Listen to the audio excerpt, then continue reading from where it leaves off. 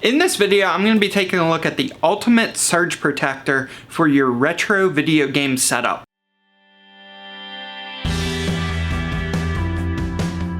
Today's video is sponsored by myself. Did you know that you can become a member of this channel? It's an easy way to support the channel and grant you access to extra content as well as additional perks such as free retro games, strategy guide, or an accessory every month. Sign up today by clicking the link in the description or by clicking the join button below the video. Over the years, I've had lots of surge protectors, power strips, PDUs, those types of things for my retro game setup, especially more of on the Sega side of things. There's a lot of bigger power bricks, the bigger transformers that are integrated into the plug versus an external power block. And with those, you run into a lot of times your surge protectors, the arrangement of the AC electrical ports isn't ideal for those types of setups. You end up with maybe a lot of extensions or even adapters, which can be hazardous, cause electrical fires, those types of things. I've found what I think is the perfect setup. Now, before I go over that one, I do just want to touch base on a couple other ones that I've used throughout the years, and these have worked decently well. Right off the bat, we've got this is a Monster Power. You can pick these up from Walmart, but this one actually does have decent spacing for the Sega plugs. So I actually I've got a couple right here. So these actually will space in, and these are two MK2103s. So these will space in, but you can see it's still not ideal. They are still angled a little bit. They're touching, and obviously, try to do it on the other side. You're gonna be losing space. Again, they even touch every other on this one. Not ideal. This is an 8-port. So what you have on this one is you have, this is an 8-port. So you got 5 ports here that are all close together, and then you've got 3 separated out. So the 3 separated out are nice, 4 close together. It works in a pinch. It's not ideal for a very large setup.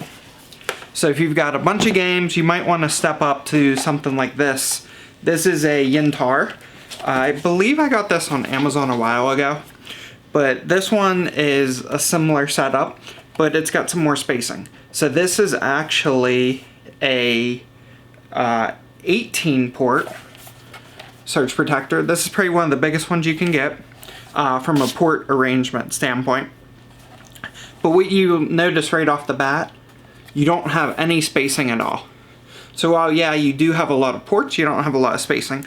What is nice about this one is if you put your plugs here and here, especially if you got a big Sega setup, right, you still have your strip down the middle for your individual power cables that you could plug in. Things like, what's a good example here? A lot of modern electronics, right? Like a Nintendo Wii U, for example, right? You just got the 2-pin plug with the external transformers. Those can slot right in all the way down. And then you can always put another one of these this way at the bottom. However, when you do that, you're covering this port and this port. Not ideal. It does work. I used to use this one on my desktop computer. I had a lot of accessories, things like external hard drives, things like that. This does work really well. Now, on to the big purpose of the video is I came across, during the process of the Raspberry Pi project, I'm working on kind of revamping my Raspberry Pi cluster that I have, which is 8 Raspberry Pi 4s, which use the bricks. They're the 4s, so they use USB-C power.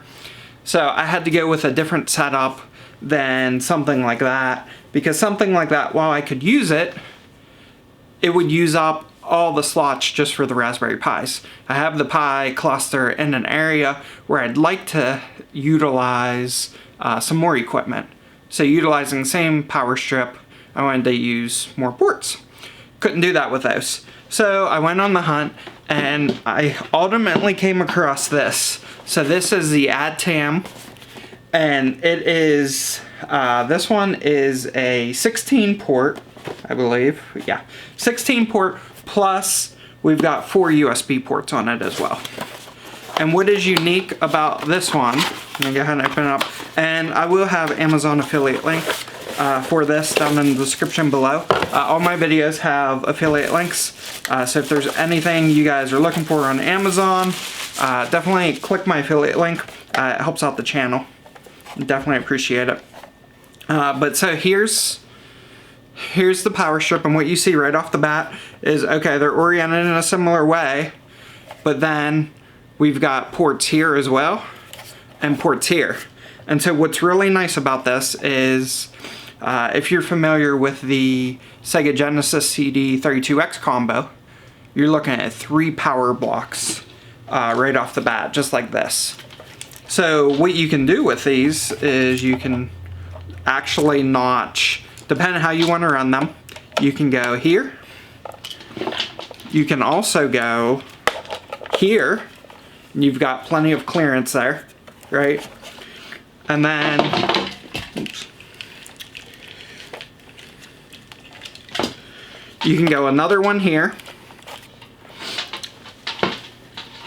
And I've got, what I've got here is a generic power cord that works for the NES and Super Nintendo. So I'm just gonna notch that here. And you can see right off the bat, what we've got here is we're only utilizing 1 row there, but we've got 4 power bricks right in there. So really nice. I really like this setup. This is a big game changer for game rooms, especially if you have a lot of retro systems set up, like I do. You know, I've got a combination of retro and some modern, Xbox 360, PS3, Wii U, and those can also utilize the individual ports with the cables. But what this allows me to do is this allows me to open up all these ports for cables, and on the accessory side, I have a lot of the controller docks for the rechargeable controllers, and those are all USB powered. Usually you plug those into the console, but then they're only charging when the console's powered on. With these, you can actually notch these right into the USB, and those are the total amperage for all 4 ports combined is 3.1 amps. So there's definitely ample power to charge those. And I think on the back here it tells me